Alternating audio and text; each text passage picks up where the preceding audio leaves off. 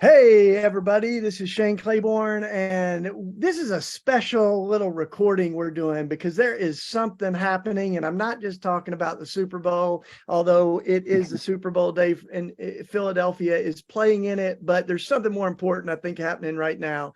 And there is a revival happening at Asbury University down in Kentucky.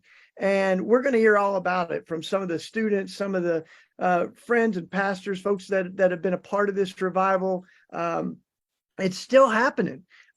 So we've got on this call, some of you are watching the video, some of you are going to be tuning in to the audio of this, but my understanding is that on Wednesday afternoon, there was a beautiful worship service. Lena, who's on the call, was a part of the gospel choir, and this service didn't stop. In fact, it kept going, and now, as we're recording this, we're like turning over the 100th hour of this revival service happening down there. So let me get out of the way and say thank you to Asher and Lena and Lauren, who are students at Asbury, joining us.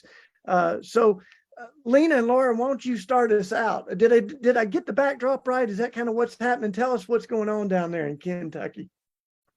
Well, yeah, so we usually have chapel just services Monday, Wednesday, Friday, from 10 a.m. to about like 10:50, 10:45, depending on like how long it runs.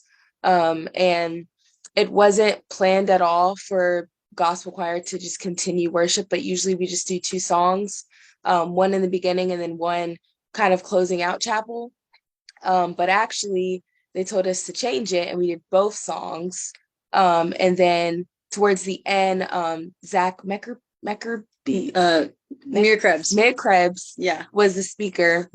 And Madeline Black, who's actually the chapel coordinator, she told Ben Black, who's her husband, director of gospel choir, to come up with a song of response for the end. And we did Goodness of God. And it was me and George Dumaine and Sarah Cawley. And I'm not highlighting these names for any glory, but just to be specific. But we did Goodness of God, and we didn't discuss to continue singing or anything. We just were singing into the mics and we just kept going. We left the stage, and a couple students stayed.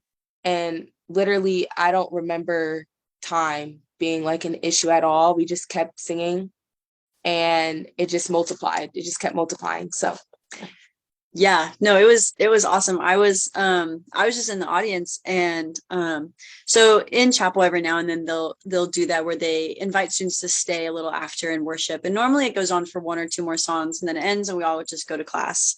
But it just didn't end. It was one of those things. I remember while Zach was speaking during chapel, I just remember there was just his sermon wasn't even any sort of crazy, profound, like radical thinking type of sermon. It was one that just very like softly spoke to my heart and convicted me of some things.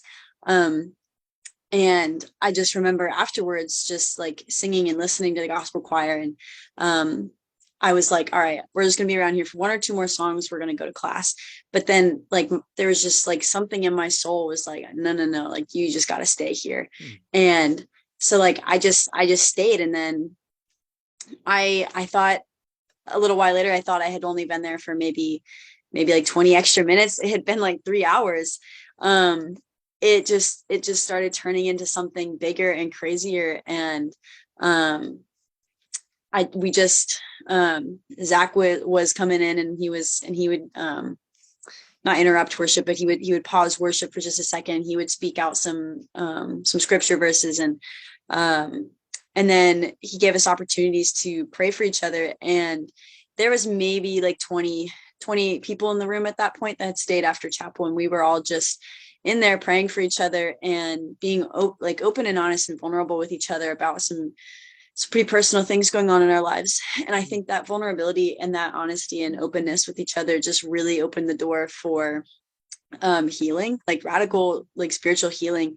And I just remember not wanting to leave that space. And slowly more and more people kept coming in, and people would come back from classes. And I don't even know how, like, I wasn't on my phone this whole time, so I don't know how these people heard about it. They just kept coming in. and it just continued to grow into what it is now. Wow, Yeah, we're so gonna that's hear more about it. We're gonna hear some testimonials and some more from folks down there. But one of the first folks that jumped on this call today is Asher Broughton, who was sharing a little bit of his story and how this impacted him. He's a sophomore down at Asbury University. So Asher, thanks for joining us, man. Tell us what's happening in your heart and around you down there, man. Oh my goodness, there is just so much happening down here at Asbury. For the last 5 days, I have spent more hours in chapel than I have in my bed or outside of it. It has just been an incredible experience. Just to have such a sense